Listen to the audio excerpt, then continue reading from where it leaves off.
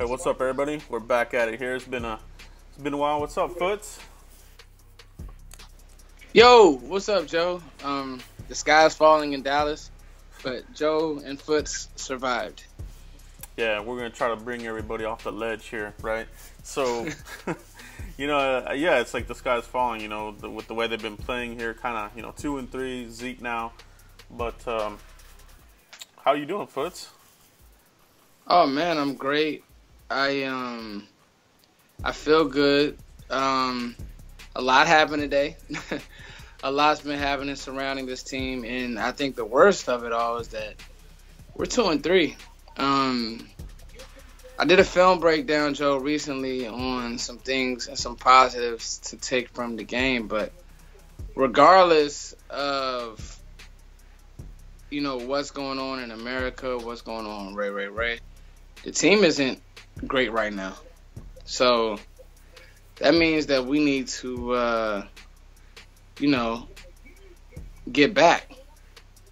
So off the strength of that, Joe, and obviously I'm a little distracted by the Eagles Carolina game, but nonetheless, let's talk. Let's talk them off the ledge, like you said. Yeah, let's talk them off the ledge. So, man, Joe, how are you? Before we get started, how are you, brother? Yeah, I'm good, man. Just surviving through here, surviving this season, like the rest of us, and seeing what the Cowboys have up their sleeve here. With Zeke gonna be out here like 6 games now, so what's your thoughts on the running back by committee? That's what it's gonna be. So, what's your thoughts on those guys? Let's go.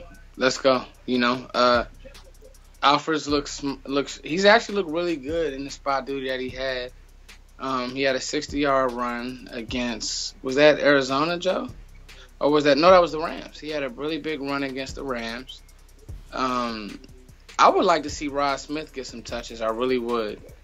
So let's see Rod Smith get some touches. I'm pretty sure that Darren McFadden will be in the lineup. And, and it's funny because, you know what, Joe? I know everybody, I think Zeke was just getting rolling, but it's here now, Joe. You knew at some point now they're pending his team, correct, Joe? Right. To see if they want to appeal or whatever, but, I'm to the point now, it's so much. I'm just like, let's just go through with it, like, if that makes sense. Yeah, it totally makes sense. Like you and I have been texting, about this whole Zeke situation. We're like, hey, we don't want it to ruin half of this season, half of next season, 2 seasons. So, it's kind of, just go ahead and get this thing over with, man. But you're right, man. Zeke was starting to come along here, and I don't know. Is it? Do you think it's kind of becoming a trend with Zeke that he's a slow starter, or what do you think? Like for the season, I know last season it was training camp. He missed a lot of camp with the hamstring. But what's your thoughts on that? You could say slow starter. You could say, Joe, I don't think the line has been as good. Yeah, it definitely hasn't been as good. And that's the facts, and I can show you where, you look at, okay, Zach has been our most consistent lineman. Even Tyron is whiffed on a bunch of plays. When they're trying to pull, somebody's missing their assignment. So now Zeke can't hit it to that next level. He had to battle and claw and really keep his mind focused even in that Packers game. Yeah. To scratch out what he ended up with, like 113, to scratch out what he scratched out in that game. So it's one of those things that's like, people wanted Zeke to come out and run for 200 yards a game or 100 yards a game or 150 each game, and it was taking a little bit to get going, but I think Zeke's fine. You know what I mean? Did he put on 5 pounds? Probably. But his vision's still there. Just the line hasn't been as good. You warned me about that, Joe. Yeah. Collins scared you. Cooper has been average. He's not Ron Leary. I think fans really see, like, the player and the power that Ron Leary really played with. So we'll see now. We'll see what happens, Joe. Yeah, I mean, do you have the feeling here that that they, the Cowboys were, crossing their fingers, hoping that left guard would be okay with Green or Cooper, and now we're kind of like, okay, this experiment is not going well. They're gonna have to draft somebody. Is that kind of how you're feeling about it? 100%. Yeah. One of those. It's definitely one of those. Cooper just serviceable. He's actually been better than I thought it would be. I thought it would be Dak really running for himself, running for his life, really, not really like you would think that he would be feeling a lot of pressure up the middle. And Cooper's been serviceable. The one who was playing kind of rough early and has been playing better is Collins. He's so up and down. Yeah. Even in his run blocking, you thought he would be better, and then when he's good, Travis whiffs. You know what I mean? It's like we're not unison right now. Yeah, whiffing, getting penalties, that kind of thing. Yeah, I totally agree, man. But let's talk about what's the one thing here that we can tell our subscribers that to look forward to, with Zeke being out. Who are you looking forward to stepping up here? Your number one guy. I think that Alfred is gonna hit the hole and hit it hard, and he'll give you 5 if it's there, and he'll play sound. Now I'm telling you now, people really underestimate how good of a blocker Ezekiel Elliott is in pass protection, and it's so important. Yeah. So without Zeke, Dak is going to have to really be sharp. And in order for him to be sharp, you are going to really need, when teams want to blitz, when they want to send, a smoke, or when they want to send, an off-balance blitz or whatever that they want to do, you better have somebody in there at running back who's willing to stone a linebacker and not do this jumping at their knees stuff. Yeah. Or whatever, you know what I'm saying? Exactly. So I'm looking forward to Alfred. Like I'm not. We spoke about it earlier. This is gonna be Dak's call to his career. I guarantee it. Cowboys fan, because you know what? Early, Joe, I was like getting irritated with Dak, and I said this on my channel. It was like, yo, his accuracy didn't look sharp. His decision making looked kind of slow. The Green Bay game really showed me a lot from Prescott. So, yeah. I think it's gonna be Dak time, Joe. I know that wasn't all the way the question, like it was about the running backs, but I think it's Dak time without Zeke.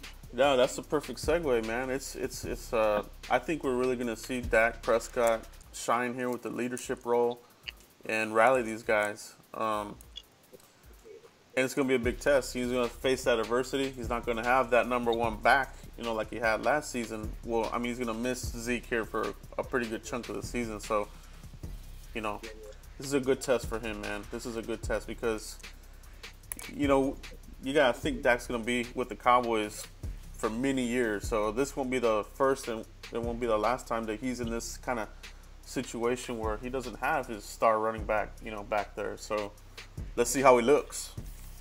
100%, Joe. 110%. Man, so now let me ask you this, man. There's been a lot of talk about Terrence Williams kind of had two slumpish type of games.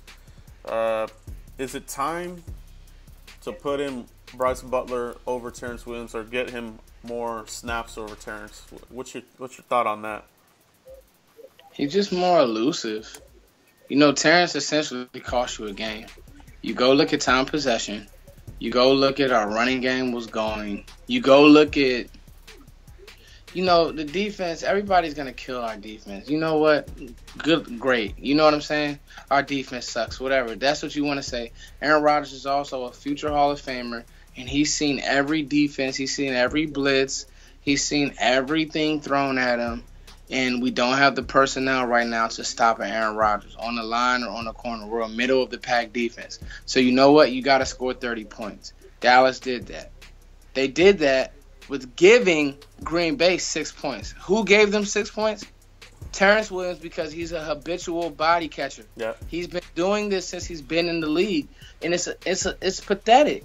Like, you can't catch the ball with your body. And he's so quick, and he's a really good route runner. But you can't. Okay, Christian McCaffrey in the game. He's making plays, Joe. But you can't. Excuse me, guys. That was a quick sidebar. Me and Joe had a bet. We were talking about C-Mac. But look, you cannot be a body catcher in this league. You know that, Joe. Yeah. These corners are too good, and Dak was sharp with the ball. 3-step drop, ball out. Terrence lets it get into his body. It ricochets. Terrence gets crushed by who's that? Clay Matthews, and there you go. There goes your 6-point swing. There goes your 5 points. We lost by 5. There you go. Yeah, killer play, man. Killer play. Yeah. So I mean, you say what you want, but Dallas did enough to win that game. You did. Dak played a hell of a game. Yeah. You're his receiver. You got to bail this guy out here. Come on. Yeah. I really get frustrated when I talk about Terrence Williams because I think he's a great route runner, but the body catching is no place for that in this league. Period. Yeah. Yeah, he's been in the league 4 years now. Still the same thing. As he came in as a rookie, still playing the same. So that's the thing about him. He's totally reached his potential. You're not going to get anything better from him. For me, I think it is time. I want to see more Bryce Butler. Yeah, Bryce Butler's been making plays. Yeah. But, man, so you brought up the defense. How are you feeling about the secondary? Like, the young guys in there right now and, for the future. How are you feeling about that secondary and these young guys back there? Okay, so Jordan Lewis, he got beat. I love Jordan Lewis. He's going to get beat again. I love Jordan Lewis. No. He's going to start making some plays soon. You can just see it. He did it in Michigan. He's getting more confident. He's going to grow from this. I like X Woods. I want Heath out the lineup. I just think he's a special teams guy, and that's just what it has to be with Jeff Heath. Yes, sir. Preach. All right. and if Cheeto ever can, drink more water and not have soft tissue issues, I think he'll be okay. The guy's hurt every single play, it feels like, but, whatever. And then you think about, Anthony Brown is the one for me that I'm just like, man. Is that a sophomore slump? That's kind of how I'm feeling about him. Yeah. Like, in position, not getting your head around, a tick slow. Yeah. I know we don't have 2 lockdown corners, but I mean, again, you see what I mean? Yeah. Exactly. Yeah. Let's talk about this, man. Sticking with defense. Let's talk about Jalen. And I think we need to, how would you say it? Alter our expectation. Well, not alter, but I think there was a lot of hype. Myself and a lot of people are real hyped about him in the preseason. Oh, myself too. Where he came from and where he's at now, but with some of the losses that we're taking, and he is getting beat. You brought that to my attention too when we were talking about Jalen. And it's like, rewatching that game, you can see that he's a step here slow, missing a tackle where, the Jalen Smith from Notre Dame, he would have made that play. So, but there was a play with Aaron Rodgers capturing the edge and Jalen. It was almost like you just want to. It was hard to watch because how good Jalen can be. He's just a tick slow, Joe. And now it's so bad that he's actually catching tackles instead of making tackles. What I mean is, ball carriers are basically just ramming him. He's not being physical, and that's a huge part of his game. So I'll admit Jalen Smith-Crow because preseason you see things, but now offensive coordinators are doing things to scheme Smith in space. Like Sean Lee is so incredible, not because he's a freak athlete, it's because he can his anticipation, Joe, is just amazing. I remember 3 years ago when we played, 2 years ago rather, when we played DeMarco Murray, and he would anticipate the play so well, DeMarco couldn't get going. That's what Sean Lee, and he shoots it and he gets by these guards. And so without him, you see Damian Wilson, and it's not just Jalen. Damian Wilson, I can't remember a tackle he's made. Kevin Durant, not Kevin Durant, excuse me, Justin Durant has came in and been serviceable, but I mean he's 40 years old. Yeah. So you know what I mean. The facts are, Jalen, this is essentially his rookie year. And right now he's making tackles, but it's where, like, running backs are literally getting 6 yards a pop on Dallas, and that's sad. And so if we don't get that cleaned up, now I know Sean Lee is the man and he's only one person, but if we don't get that cleaned up, period. And I think Jalen knows he has to play better, and hopefully the training staff, the coaching staff can do something different to get Jalen in better positions, because if not, Joe, we'll be in trouble. Period. Yeah. We will be in trouble, Joe. Yeah. I think, I totally agree. We will be, and we kind of already have been. So I think right. a big part of it for me, just looking at the whole thing, I think the whole plan was to have him brought along little by little, but the whole Hitch injury and Sean Lee injury has really thrusted him to more snaps than what the Cowboys originally wanted to give him. So, it's good for the experience, but I don't think it's the plan that they necessarily had for him in place to play, 60 plus snaps a game, whatever it is. So I wonder if post bye week, how much do you think we should expect from Jalen on the field now with Hitch and, assuming Sean Lee comes back? Think he'll be a third down guy, nickel guy? What are you thinking? I think they'll monitor his snaps. I think now it's going to go back to how it was in preseason, with basically Hitch and Sean Lee running the show. And that's what I'm definitely, excited about.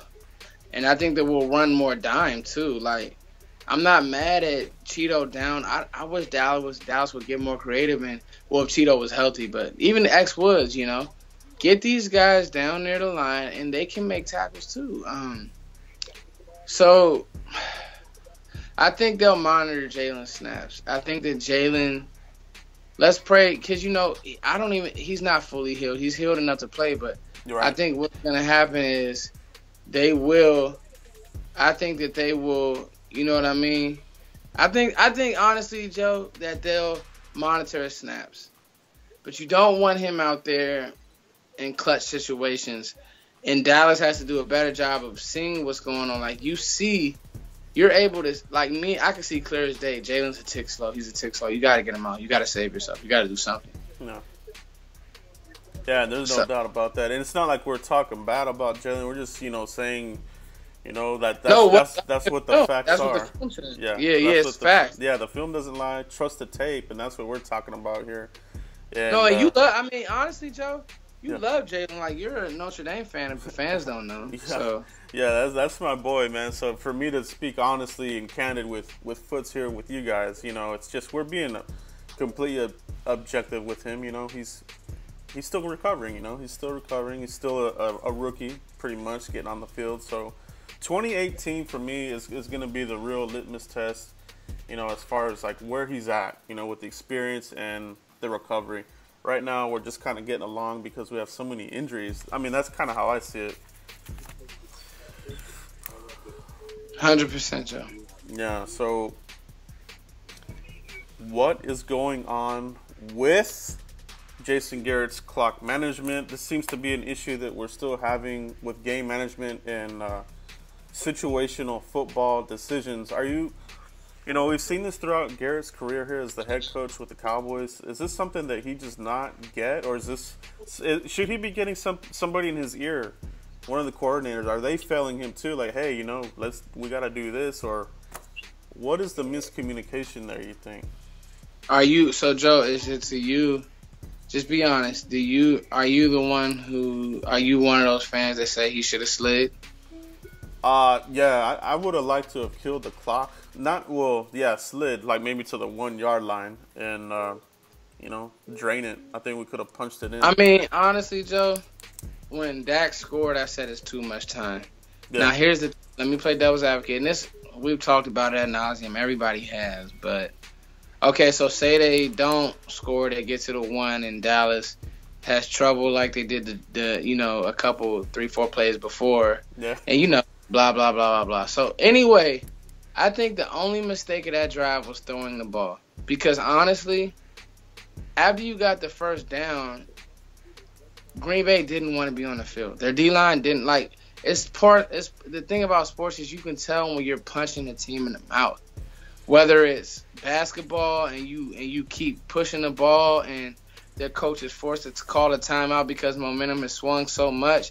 Like when Golden State starts shooting threes, you gotta call a timeout or it can be 30 points in 2 minutes, a 30-point lead. Same with Dallas. When we started running the ball with Zeke started ripping off 6 yards a pop, 7 yards. That's where it's like, you know what I mean, Joe? Yeah. So I think them throwing that fade to Dez and actually stopping that clock was the only real mistake. Yeah. Dak scoring, I'm good with that because I like Jason Garrett's response.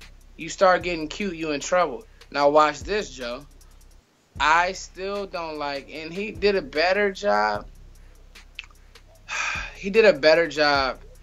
Packers game, but my only problem with Jason Garrett is, and the whole coaching staff, is understanding what teams are trying to do to you, defensively and offensively. So we'll see.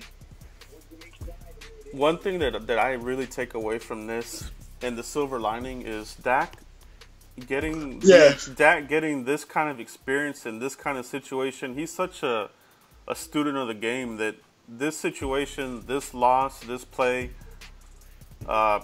man, it's just gonna make him sharper. I mean, he's young; it's only his second year, and he's hanging with the best. I mean, you're talking about Aaron Rodgers. This guy, I mean, he's like right up there with Aaron Rodgers, if not, I mean, Brady, if not better. I mean, for him to hang like that, second year, impressive, very impressive. Yeah, I mean, he essentially outplayed Rodgers. Yeah, just didn't get the win, and that's how it happens sometimes. But you think that you like about Dak, and there's one thing that I've noticed about Dak is that his body language stays the same. He doesn't get too high. He doesn't get too low. He's out there. He's having fun. He's playing football and he's having fun. He's running. He's throwing. And that's what you want out of your leader. The good times will come. It's do you know how to handle them? The bad times will come. Do you know how to handle them? No. So that's a great silver lining, to say the least. Like you just said, I love that. That's a great silver lining, Joe. Yeah, no doubt, man. It's a lot. When we're having these kinds of seasons, you want to look at the good. Not just we suck at this, we're not so good at this. It's good to talk about some of the bright parts. Yeah. No, I agree. Completely. So what else is on your mind about the Cowboys right now in the bye week and post-bye week? Anything that you're looking forward to down the road, or what are you thinking, Foots? Without Zeke, you're going to have to get Switzer and Cole Beasley more involved. You're going to be playing some teams here where you can really expose their secondary. San Fran, Washington now without Josh Norman. Make their third cornerback guard Cole Beasley. Like, I don't understand why. Like, at this point, I'm not worried about Dez's touches anymore. Yeah. And even Dez should be able to get more touches because Norman will probably be out the Washington game. Like, scheme these guys the ball. You know, Joe? Switcher too. Hand switch the ball on a jet sweep. Because with Zeke out, now teams are going to play you completely honest. Mm-hmm. You know what I mean? You're right. Now they're going to make Dak throw. They're going to make, you know what I mean? Yeah. Dak step up and make plays. So that's a good point. To me, that's a good point. Yeah. That's what I'm looking for. That's the biggest thing that's on my mind. Even without Zeke,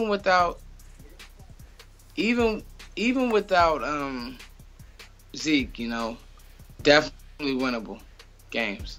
Definitely winnable games. What do you feel our record? What do you feel that our record needs to be over the 6-game spread with Zeke out? Do we need to go 3-3? What's the worst we what do we need to do? We got to go 4-2, Joe, and we can. We We can. We gotta go 4-2, and we can, Joe. At 4-2, that'll put us at 6-5 and in striking distance, right, of the crown there. Yes, sir. I like that. I like that a lot, and I agree. It's possible. You know, this isn't. I've already seen fans saying the game over, season done, we're done, this and that. Like, hey, there's still football to be played. You know, we still have all pros on the offensive line. We got people, you know, getting better here. The young guys, they're getting better. Sean Lee's coming back. You know, it's not over. 110%. 110%, Joe. I can't wait. Yeah, but I think that's it for now, guys. You know, we don't want to. Yeah, this was a great huddle, Joe. We hit a lot. I'm sorry. I'm like looking up. I'm watching the game too, waiting for Philly to make a mistake so we can know. Yeah, I'm watching the game as well. I know. I'll be texting you as soon as we hang up here, man. We'll be watching this game. But yeah. Hey, Foots, what do you have going on here, man? I know you've been working on your music. Yeah, just you know, Joe, countlessly working on my music. I'm making like about 2-3 videos a week. What do you have? What do you have an album coming out, or let people know? Like, what do you got working? So Foots and Coles is Foots times Coles. Working on an album. It's an album like it's a vibey. We make like vibey jazz, like R&B, electric type music, but you know it's a niche based genre, but people like it and people have been vibing with it, and it's growing in DC. So that's the vibe. I used to play in this group called Marley in the Mix. I was playing drums. I play drums at church. I sing. I songwrite. So I'm just doing that, Joe. Where can they find your music? iTunes. Okay. Foots times Coles. SoundCloud. Foots times Coles. So that's Foots X and then COLES. And then iTunes, SoundCloud, and it's the most recent project is A Beautiful Mistake. We're going to be releasing a visual here shortly for it, and then we're going to be releasing. That's the most recent project was A Beautiful Mistake. We're going to be releasing a visual for the album, and we're going to be releasing a new single. So, man, Joe, I appreciate you plugging me, man. Like, and I appreciate all the fans who give it a listen and just, you know.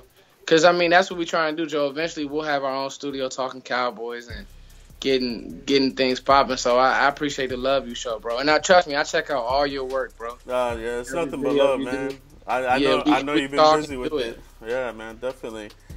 Yeah, man. But that's good, man.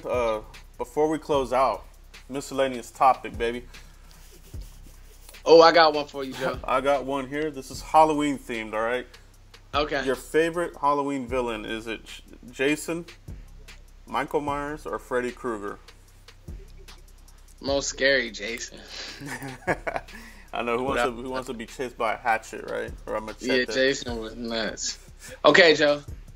Now here goes my miscellaneous. All right. Can Jerry win? Oh, man, I'm going to probably get deep. We don't have to get too deep, but can Jerry win with this national anthem stuff? That is deep. Can he win?